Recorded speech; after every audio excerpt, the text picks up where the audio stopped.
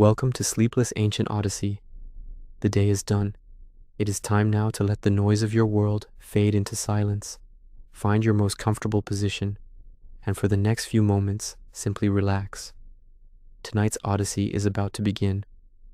Tonight, our journey takes us to the ancient Temple of Seti I, deep in the sands of Abydos, Egypt. We will witness one of archaeology's most debated mysteries. We will walk among the sacred chambers where hieroglyphs seem to defy time itself, and we will seek to understand whether ancient eyes saw visions of the future or whether our modern minds see only what they wish to see. This is not merely history. This is the story of how we read the past and how the past might read us. Whether you are here for a story to captivate your mind or a grand narrative to accompany you to sleep, your journey starts now. If you enjoy these odysseys, subscribe and join us every time we travel to the past. Now, let us begin. The wind moves across the Egyptian desert as it has for millennia, carrying with it grains of sand that once formed the bed of ancient seas, that once clung to the sandals of pharaohs, that once witnessed the rise and fall of dynasties beyond counting. In the heart of Upper Egypt, far from the tourist centers of Giza and Luxor, lies the sacred site of Abydos. This is not a place of pyramids or golden treasures. This is something older, something more profound. This is a place where the living came to commune with the dead, where kings sought immortality, and where the god Osiris himself was said to have been laid to rest before his resurrection. The name Abydos echoes through Egyptian history like a sacred chant. To the ancient Egyptians, this was Abju, the place of the sacred reliquary, the cult center of Osiris, lord of the underworld and judge of souls. Every pharaoh, from the earliest dynasties to the Ptolemaic Greeks, acknowledged the power of this place.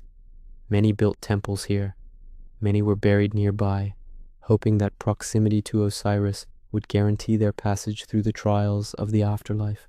But our story concerns one temple in particular, one pharaoh in particular, and one chamber within that temple where the stone itself seems to whisper impossible things.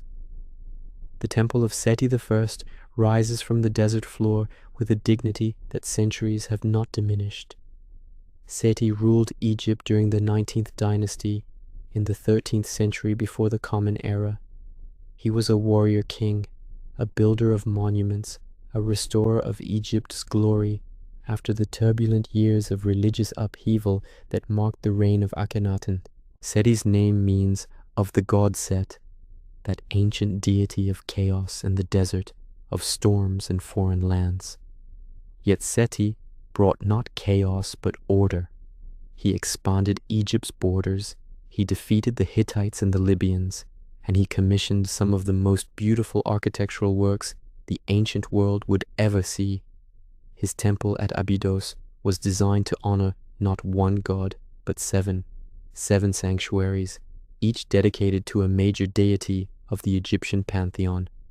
Seti himself, Osiris, Isis, Horus, Amun-Ra, Ra-Harakti, and Ptah.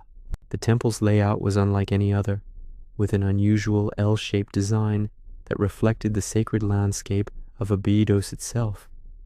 The craftsmanship lavished upon its walls was extraordinary. The reliefs carved into the limestone were executed with a delicacy and precision that modern stonemasons struggle to comprehend. Every surface told a story. The walls chronicled the king's victories, his offerings to the gods, the sacred rituals that maintained cosmic order. Hieroglyphs flowed across the stone in elegant columns, preserving prayers and hymns, magical spells, and historical records. The artists who created these works were not mere craftsmen, but priests of a sacred art, embedding layers of meaning into every image, every symbol, every carefully chosen word. For more than 3,000 years, the temple stood. Dynasties rose and fell. The worship of Osiris continued, then faded, then ceased altogether. The temple was abandoned. the desert began its patient work of reclamation, burying the sacred halls beneath protective layers of sand. The roof collapsed. The colors faded from the walls. The hypostyle halls, once filled with the smoke of incense and the chanting of priests, knew only silence and the whisper of wind through broken stone. And then, in the modern age, archaeologists began to excavate. The rediscovery of ancient Egypt in the 19th and 20th centuries was a phenomenon of almost religious fervor. Europeans and Americans, enchanted by tales of pharaohs and pyramids, funded expeditions into the desert. Museums competed for mummies and monuments. The Rosetta Stone had unlocked the language of the hieroglyphs, and suddenly, after millennia of silence, the ancient Egyptians could speak again. Abydos became a focus of intense archaeological interest. The Temple of Seti, with its exquisite reliefs and unique design, was cleared of sand and debris. Scholars marveled at the artistry, at the historical information contained in the king lists carved on the walls, at the spiritual depth of the Osiris chambers hidden within the temple's depths. But in one corridor, in a location that most visitors would pass without a second glance, the stone preserved something that would spark decades of controversy, speculation, and passionate debate. Let us now turn our attention to that corridor, to those particular hieroglyphs, and to the question that has captivated and divided researchers ever since their discovery. The corridor in question is not grand. It is not decorated with the meticulous care lavished upon the main sanctuaries. This is a passage in the outer hypostyle hall, an area that would have been seen by priests and temple workers, but not by the general populace.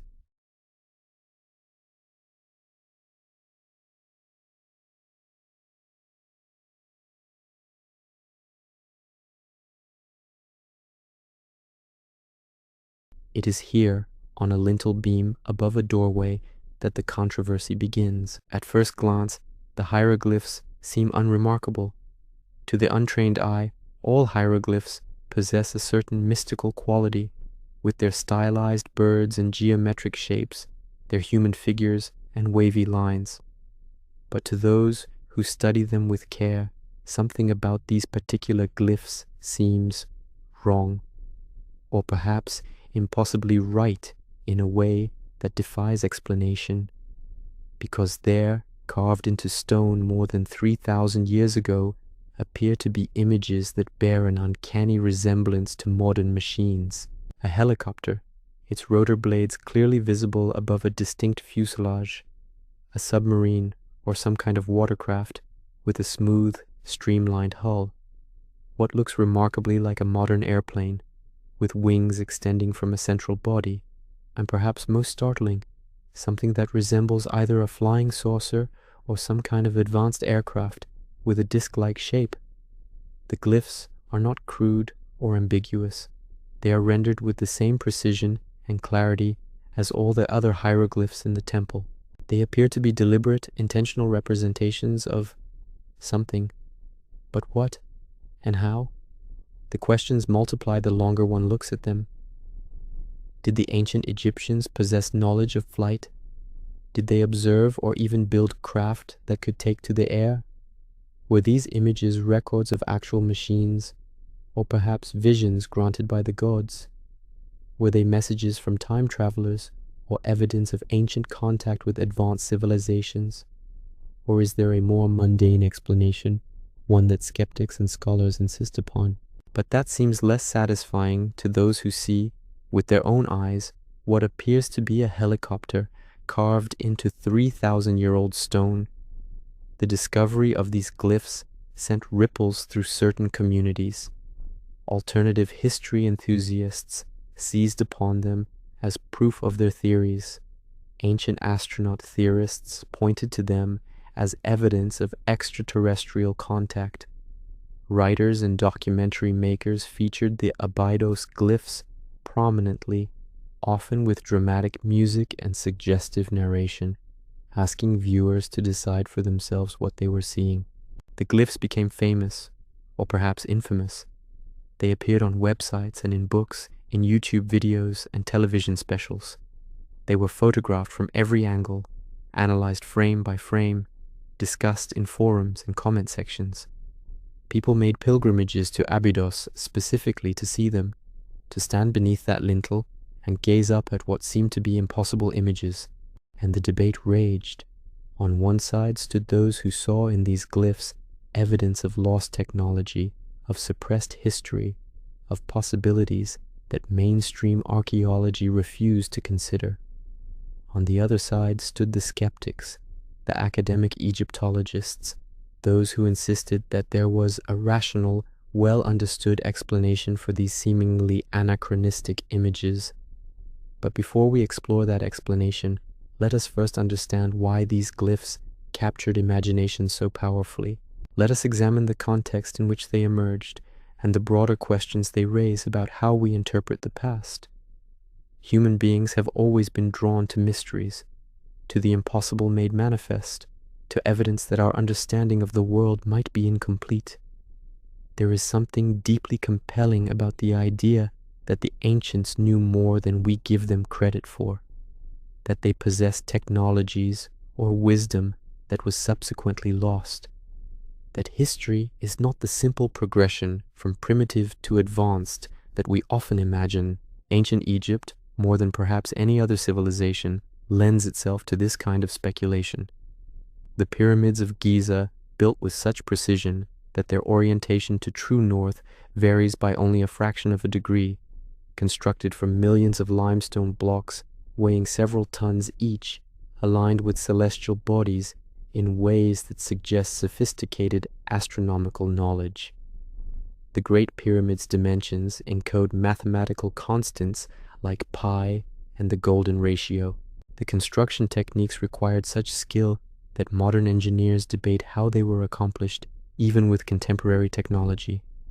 Then there are the enigmatic texts, the books of the dead, with their spells for navigating the afterlife, their descriptions of otherworldly realms and divine beings, the medical papyri that reveal surgical procedures of surprising sophistication, the astronomical ceilings in temples that track the movement of stars with accuracy that suggests centuries of careful observation, the Dendera light reliefs that some interpret as evidence of ancient electricity, the Saqqara bird, a wooden artifact that resembles a model airplane, the Baghdad battery, suggesting ancient knowledge of electrochemistry.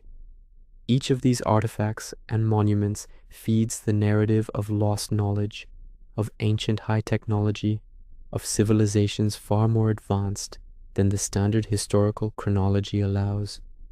And into this fertile ground of speculation, the Abydos Helicopter Glyphs arrived like seeds that quickly took root.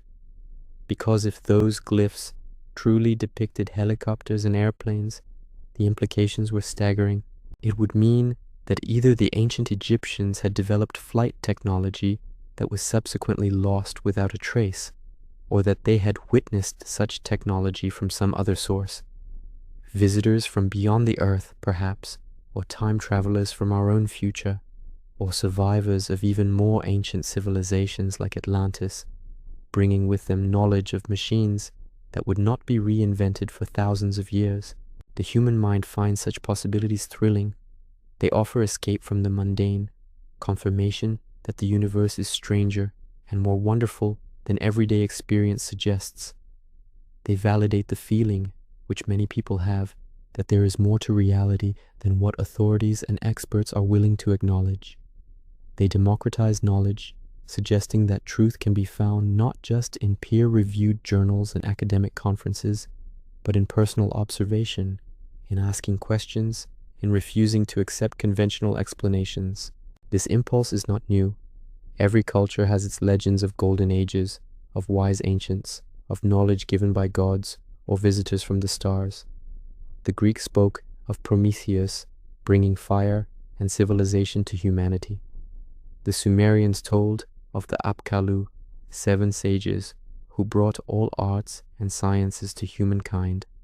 Hindu texts describe vimanas, flying machines used by gods and heroes in ancient wars.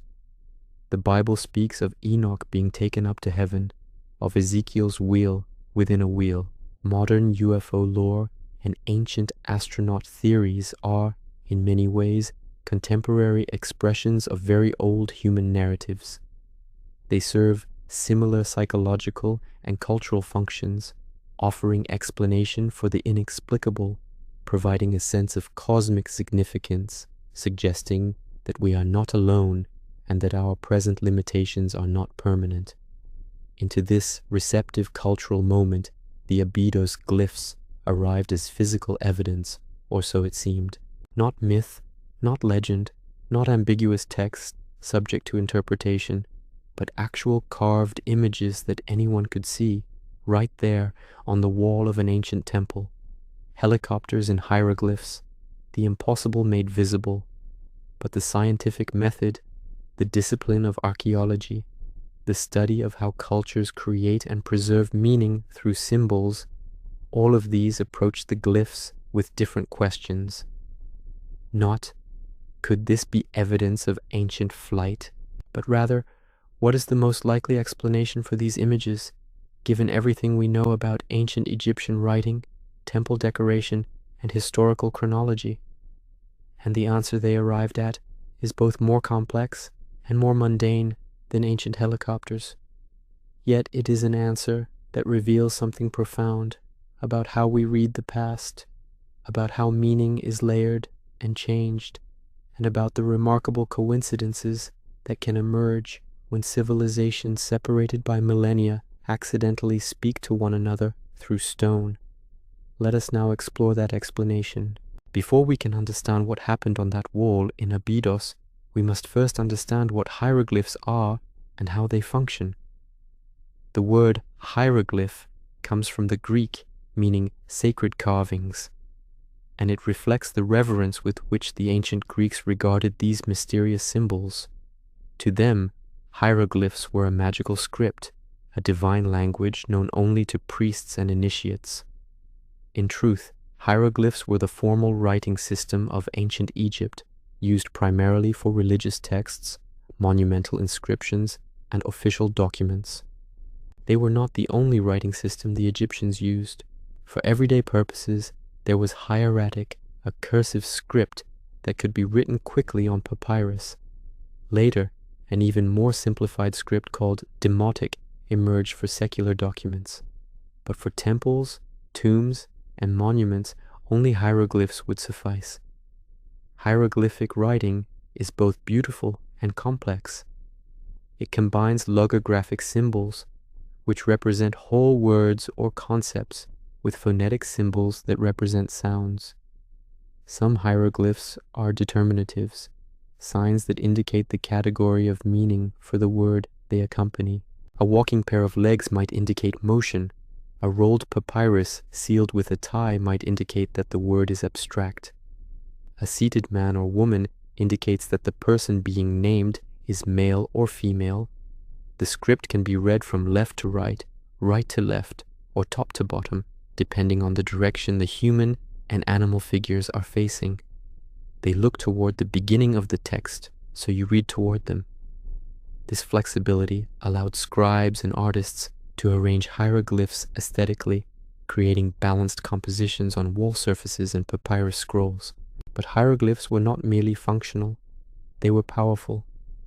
The Egyptians believed that words and images had magical potency, that to write something was to make it real in some sense, to give it existence in the divine realm.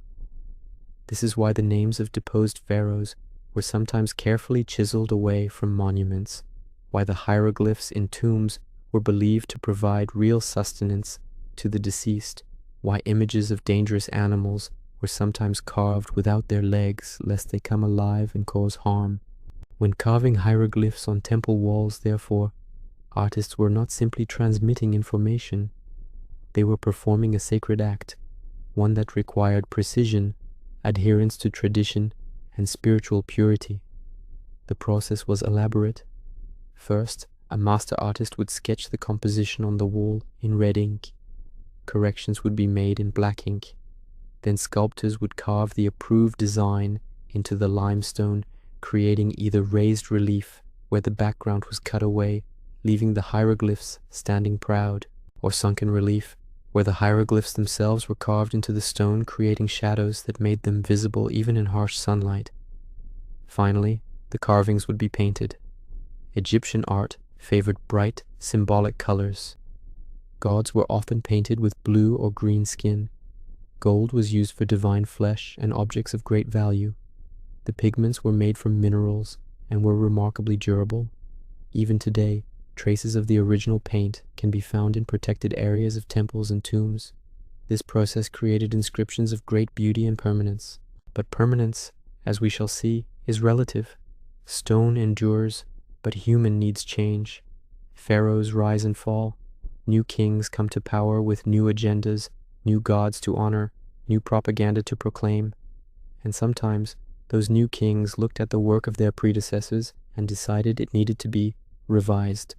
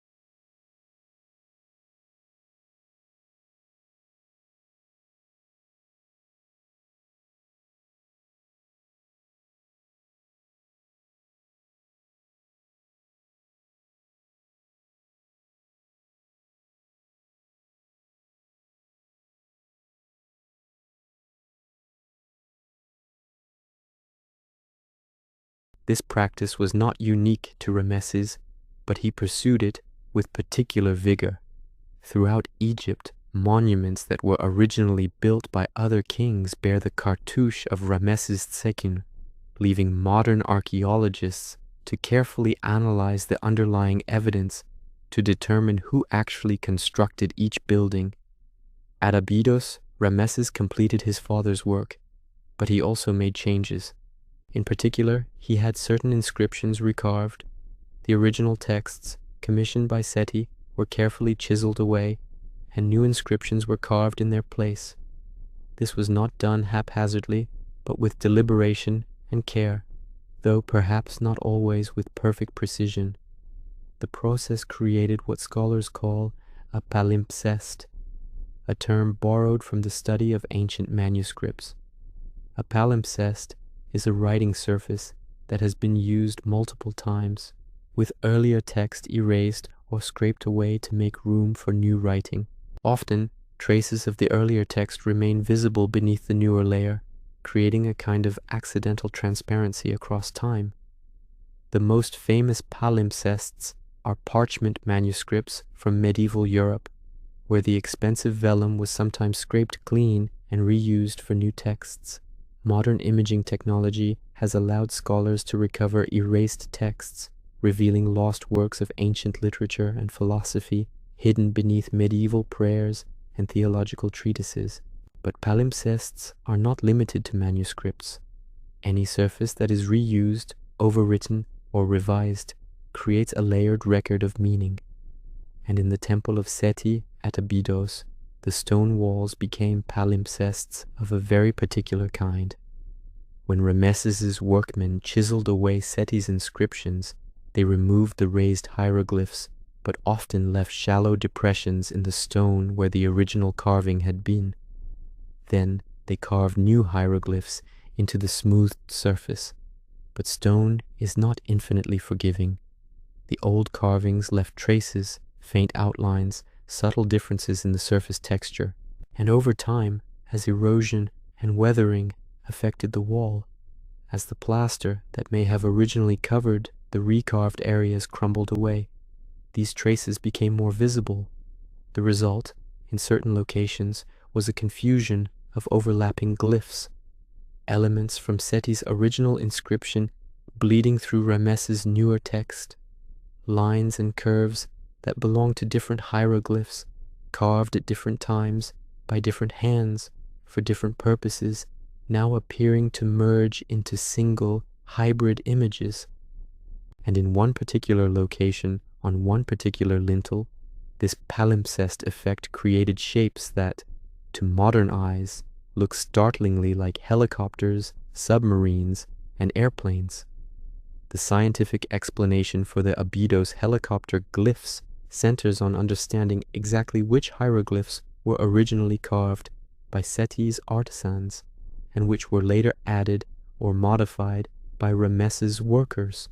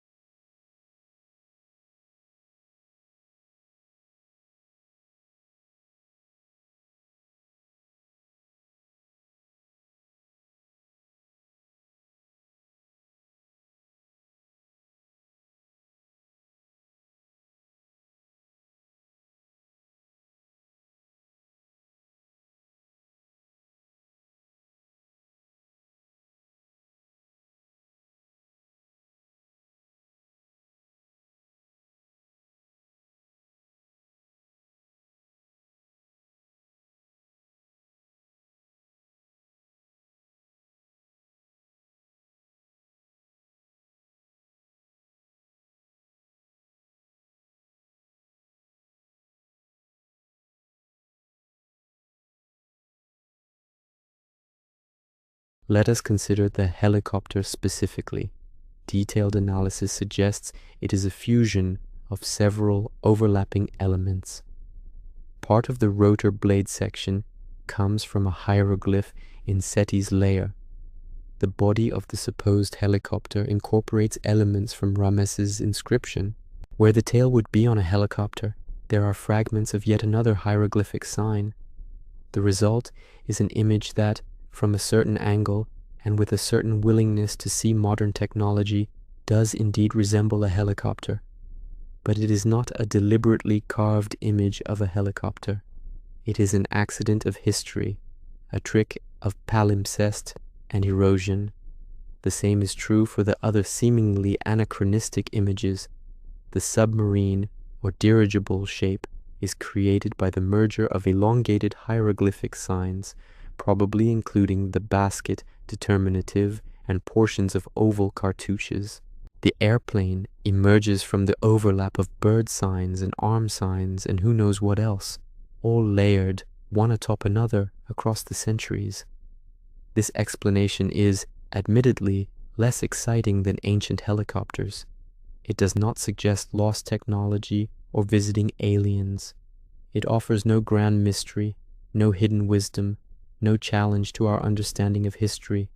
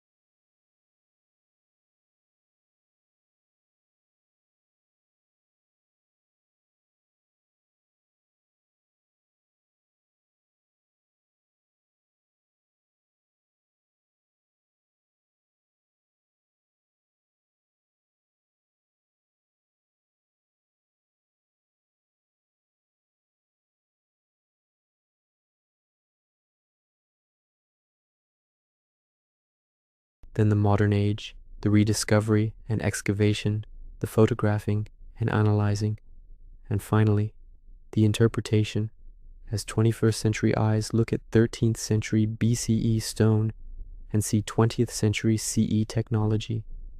As people who live in an age of helicopters and airplanes look back at an age of chariots and sailing ships and find, in the accidental merger of ancient symbols, a reflection of their own modern world. It is, when you think about it, a remarkable thing, not because it proves anything about ancient technology, but because it demonstrates the profound subjectivity of seeing, the way our expectations and knowledge shape what we perceive. The hieroglyphs have not changed. The stone has weathered, yes, but the basic configuration of carved lines has been the same for the past several centuries at least. What changed was the observer, the cultural context in which the observation occurred, the framework of possibility within which the images were interpreted. An Egyptian priest of the Ptolemaic era standing before those same glyphs would have seen only damaged stone, vandalism perhaps, or the inevitable decay of mortal works in the face of eternity. A European traveler in the 19th century, before the age of flight, might have seen abstract designs, meaningless erosion, confusion without interpretation. But we, who live in an age where helicopters are commonplace, where airplanes cross the sky every day, where submarines prowl beneath the waves and spacecraft venture beyond our atmosphere, we look at those worn hieroglyphs and see our own machines reflected back at us. We see what we know, what we fear, what we hope for. We see evidence of the impossible, or we see pareidolia, the tendency of the human mind to perceive meaningful patterns in random or ambiguous stimuli.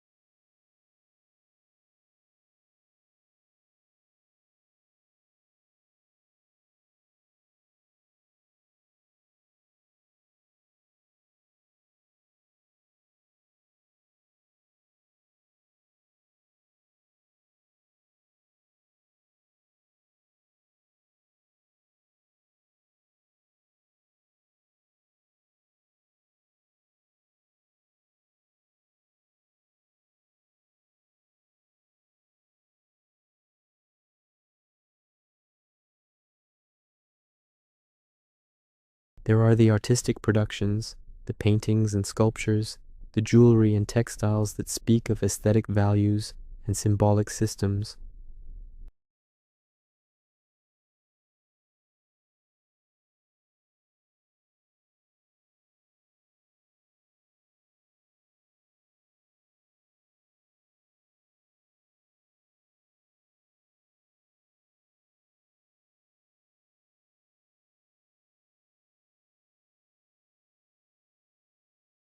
The decoding of Egyptian hieroglyphs, for instance, was one of the great intellectual achievements of the 19th century.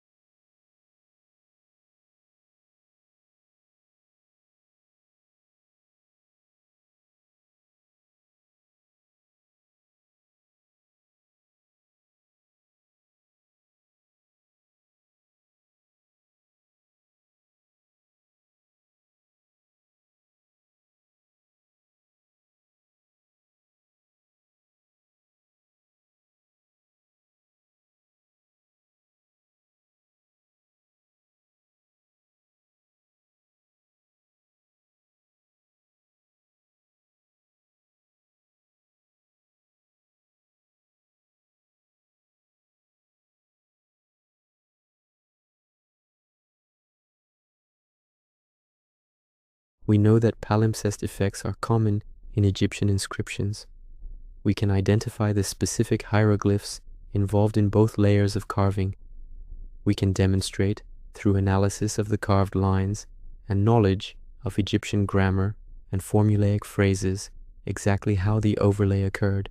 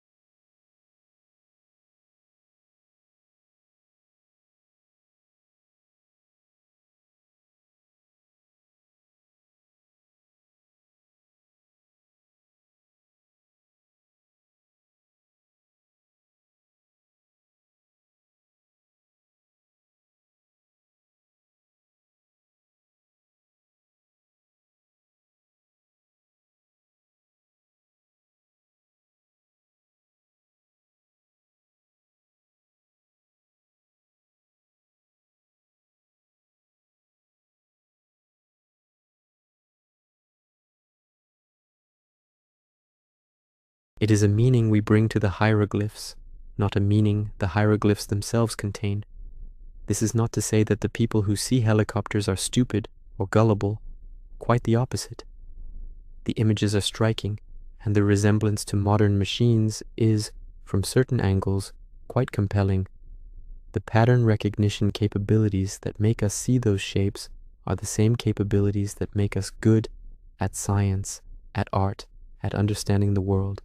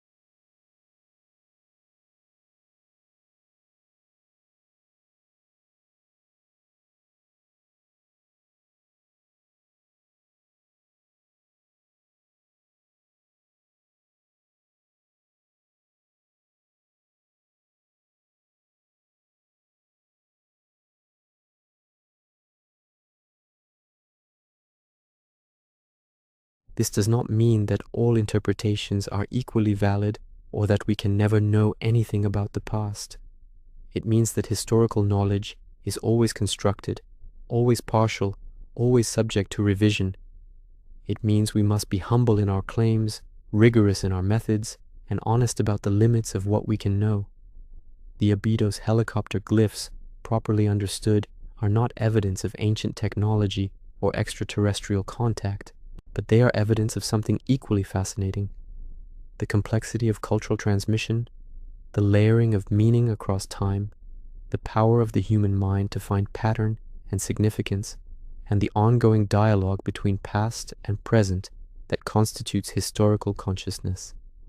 Let us return now to Abydos, to the Temple of Seti, to the corridor where the famous glyphs reside.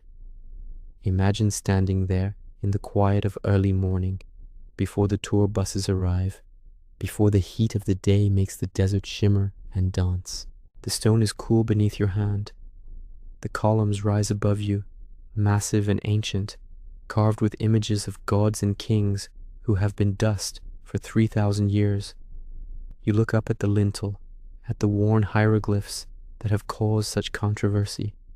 And perhaps if you have read the scientific explanations, if you understand the palimpsest effect, if you have studied the specific hieroglyphic signs involved, you see not helicopters, but the complex layering of time, the accidental poetry of erosion and recarving. Or perhaps you still see the helicopter, the submarine, the airplane. Perhaps the pattern is too strong, the resemblance too striking, for knowledge to entirely overcome perception. And that is fine. The image exists. The pattern is there. Your brain is doing what brains do, finding meaningful shapes in complex visual stimuli. But now you also know the context. You understand the process that created those shapes. You can appreciate both the immediate visual impression and the deeper historical reality. You can hold both perspectives simultaneously, can enjoy the sense of mystery and wonder, while also understanding the mundane explanation. This, perhaps, is the real lesson of the Abydos Helicopter Glyphs. Not that we should dismiss wonder in favor of scientific explanation, nor that we should embrace mystery at the expense of evidence, but that we can appreciate both. We can let ourselves be amazed by the apparent impossibility of helicopters and hieroglyphs, and we can understand the very real and very interesting processes that created that appearance. The temple at Abydos has stood for more than 3,000 years. It has witnessed the rise and fall of dynasties, the coming of the Greeks and Romans, the adoption and then abandonment of Christianity, the arrival of Islam, the colonial period, the modern Egyptian nation. It has been temple and quarry, place of pilgrimage and tourist attraction, object of veneration and of scholarly study.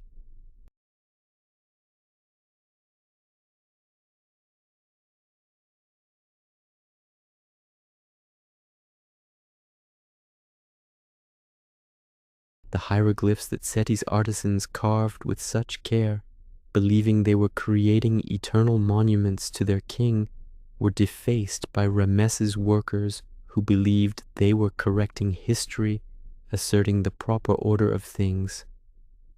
Neither group could have imagined that 33 centuries later, people would stand before their work and see helicopters. Neither could have conceived of the technology we now possess, the machines that fill our skies and seas. Neither could have predicted the cultural context in which their layered carvings would be interpreted. And yet, here we are, looking back across that vast gulf of time, trying to understand what they meant, what they knew, what they believed, trying to hear their voices through the silence of millennia, sometimes mishearing, sometimes projecting our own concerns onto their monuments, but always engaged in that most human of activities, the attempt to connect with other humans across the barriers of time and culture and mortality. This is what makes archaeology and history so valuable, so essential to our humanity. Not because they tell us about ancient helicopters or lost technologies, but because they remind us that we are part of a long continuity of human experience, that people thousands of years ago loved and feared, hoped and dreamed, created beautiful things and struggled with mortality, just as we do.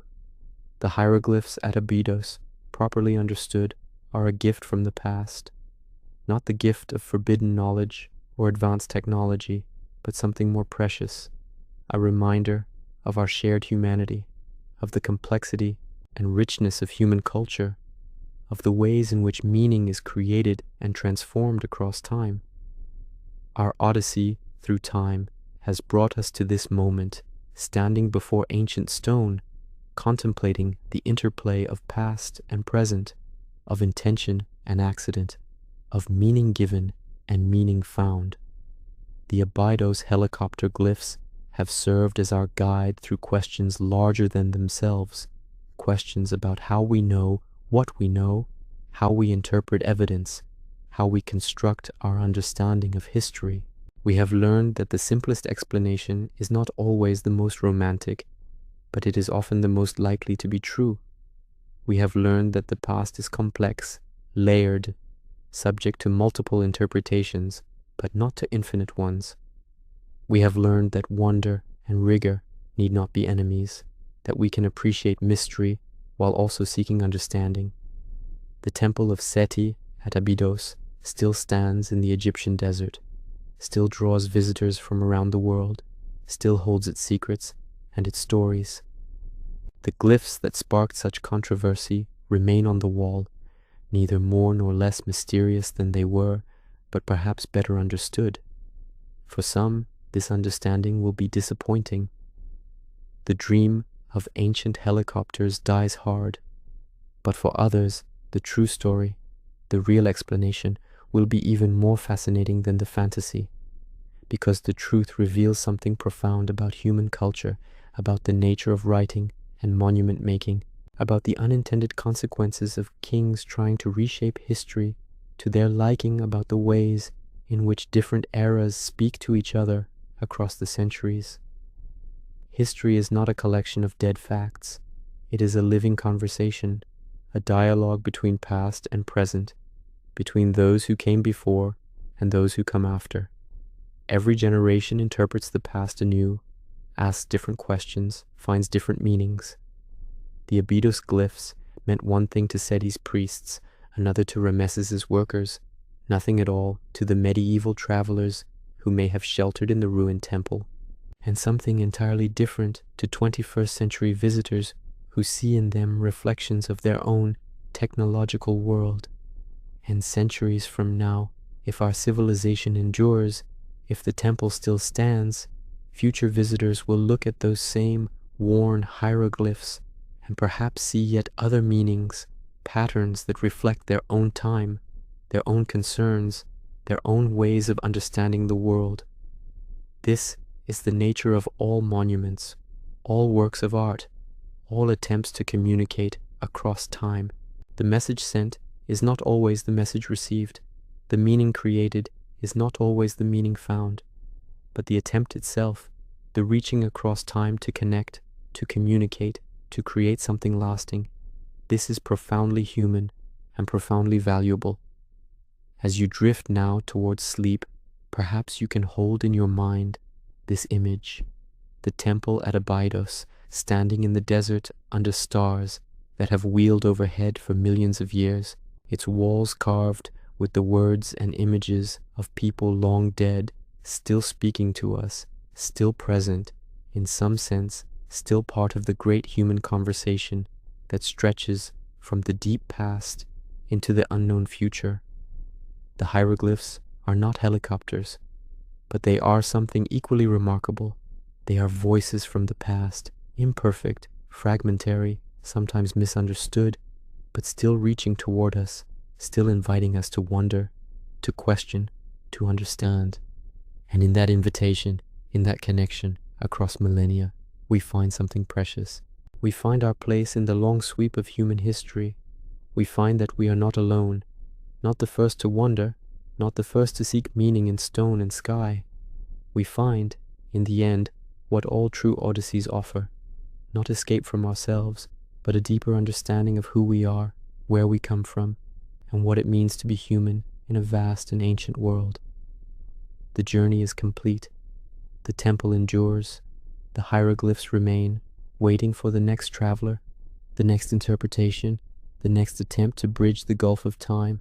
And now, whether you have stayed with me through this entire journey, or whether you drifted away somewhere in the middle, carried by the narrative towards sleep, the moment has come to rest, to let the ancient world recede, to let the questions dissolve, to simply be here, now, at peace.